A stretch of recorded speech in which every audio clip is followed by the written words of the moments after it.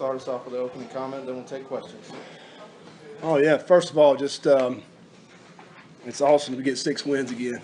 To go back after have the opportunity to come play postseason, especially it's really fitting and nice to be able to do it against Georgia Southern. That's awesome too, our big rival team. So with that, I just think really proud of our guys, the way they battled back.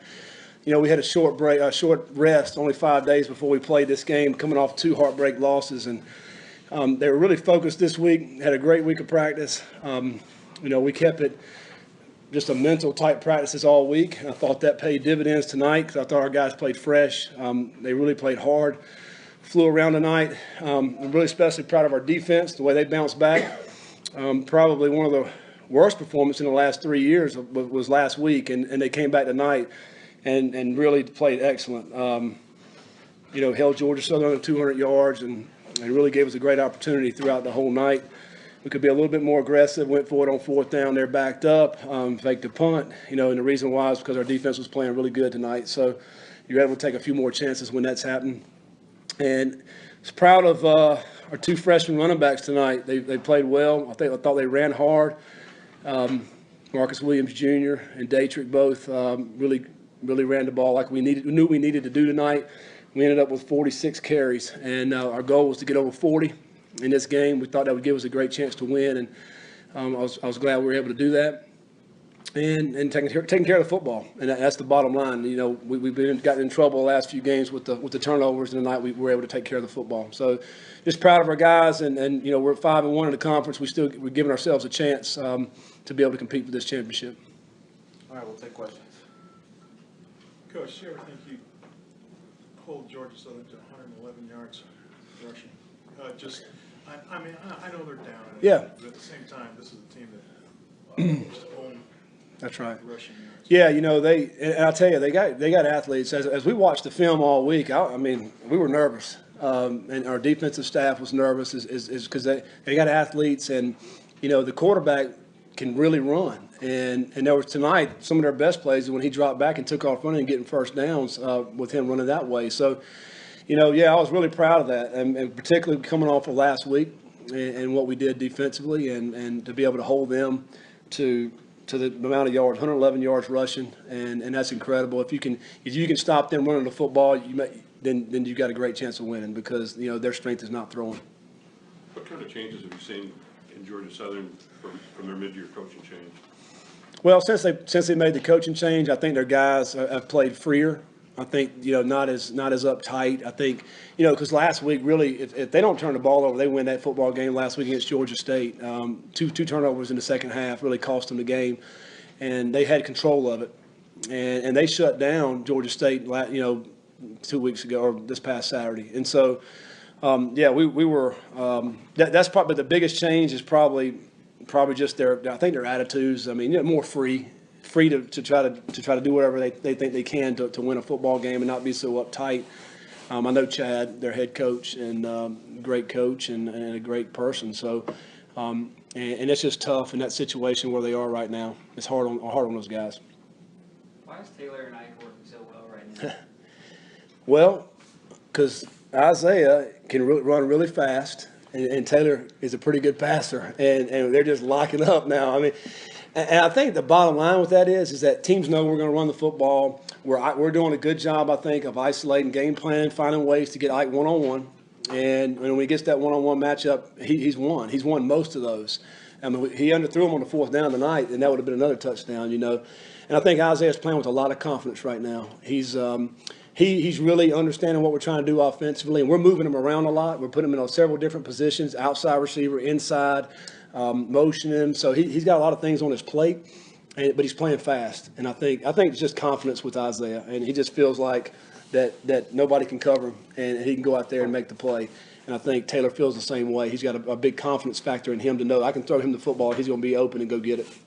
Scott, talk a little bit about the decision to sit Jalen tonight, and then follow up with that, building Dayford back up, getting back out on the field after some problems with fumbles.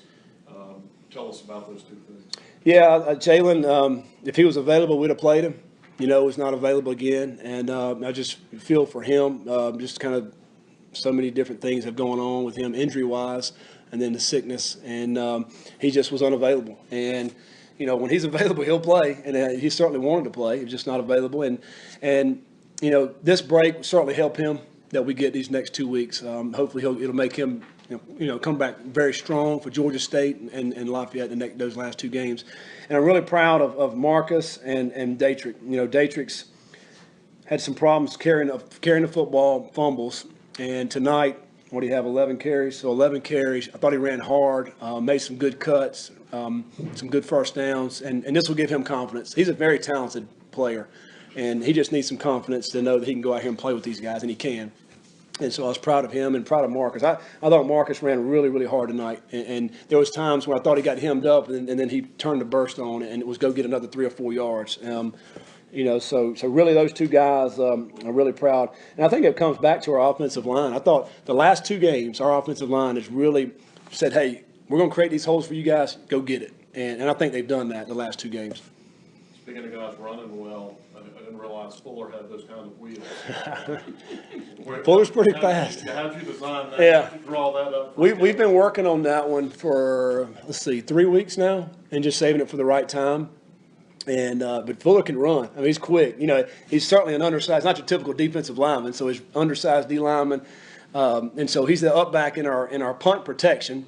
And we're spread punt, so we just count the box, and they had the right number for us, and he hit it, and he was gone. That was awesome to see. I don't know how many yards he got, but that helps our rushing yards, doesn't it? That's awesome. Yeah, 23 rushing yards. That's awesome.